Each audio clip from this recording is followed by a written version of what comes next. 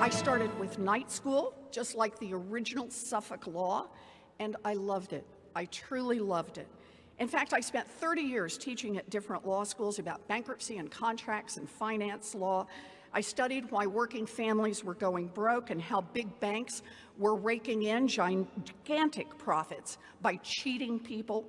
I wrote books and gave speeches and headed up commissions and did everything I could to try to get the law changed to help hardworking people.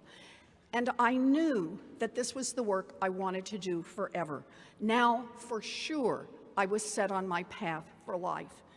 And then in 2008, a huge financial crash rocked this country.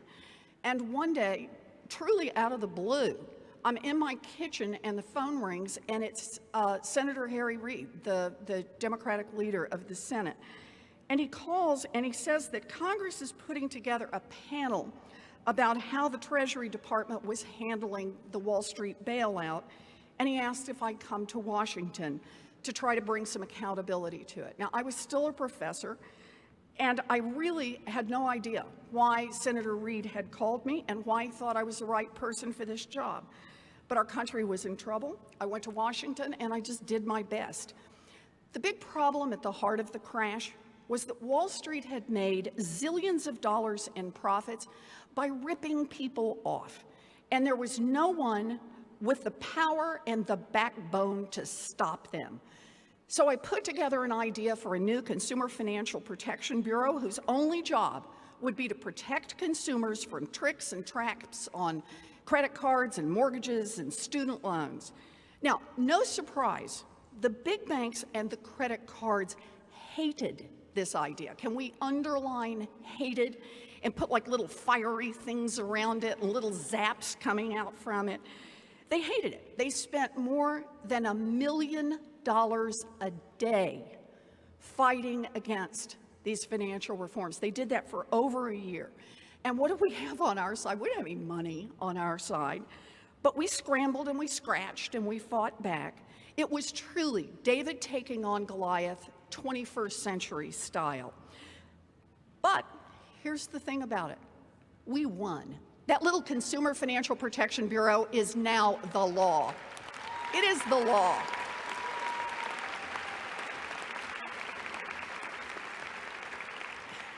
Now, before you go home and say to yourself, good grief, I just clapped for a government agency at my graduation. Maybe graduating from college means I'm turning into a nerd.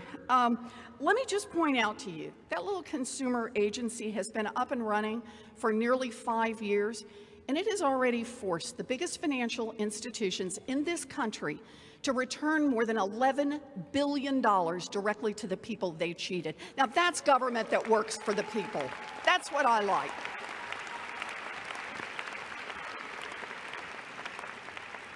A few years later, my world turned upside down again. Running for office had not been on my bucket list, my shopping list, or any other list. But there I was in 2012, busting my tail to be the first woman to be elected senator from the Commonwealth of Massachusetts. Now, I know that's all a long story, and today truly is all about you. But there is a point to that story. Actually, like most graduation speeches, there are 3 points to that story. First, all the planning in the world can't prepare you for the twists that are coming your way. You can't predict it all. People will tell you to plan, to focus. They will tell you that if you want to succeed, you must stubbornly stay on your path no matter what. And they will be right, but they will also be wrong. So there's my first point. I never planned to get married when I did, and I sure didn't plan to get divorced. I never planned to become a lawyer or a law professor. No amount of focus when I was 20 would have envisioned me as a United States Senator standing on this stage. So there's my first piece of advice for you. Don't be so focused in your plans that you are unwilling to consider the unexpected. My second piece of advice is that you have to figure out who you are. I grew up in a family that was barely hanging on to the ragged edge of the middle class, and that experience shaped who I am, not just on the surface, but deep down in my gut. It made me passionate about helping working families, families that were a lot like mine, families whose kids may have all the potential in the world, but don't really have much of a chance to build a future, families that have the system rigged against them. I figured out what I'm fighting for, and no matter where I've gone and what I've done, it has helped guide my life. And you have to do the same. You have to figure out who you are. And who you are isn't about what job you have or what kind of car you drive. You have to think hard about what really matters to you. What makes your heart flutter and your stomach clench? What makes you wake up ready to go, and what makes you grind your teeth? I'm not saying it's easy. One of the hardest things to do in a world of Twitter and Facebook and Snapchat is to carve out time for yourself. And not just the time you carve out following Selena Gomez on Instagram.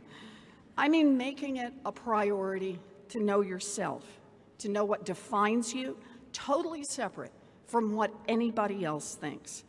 But here's the thing, if you figure that out, nothing will be more valuable, because knowing who you are is the compass that will help guide you to unexpected opportunity, or when a setback blows your way. Knowing who you are is the centerboard that will help steady you when you're afraid you may capsize. And knowing who you are is also helpful for another reason, and this is my third piece of advice. You have to be willing to fight for what you believe in. You have to be willing to fight for what you want. It is a tough world out there, and you're going to encounter roadblocks and setbacks, and even people who want you to fail. I couldn't get a job when I graduated from law school. There were almost no women law professors when I started out. When I proposed a new Consumer Financial Protection Bureau, people told me I shouldn't even try, that I should lower my sights. And now that I'm in the Senate, I can tell you that Washington is full of people who say no, no, no, and who are saying it in nastier and nastier and nastier ways.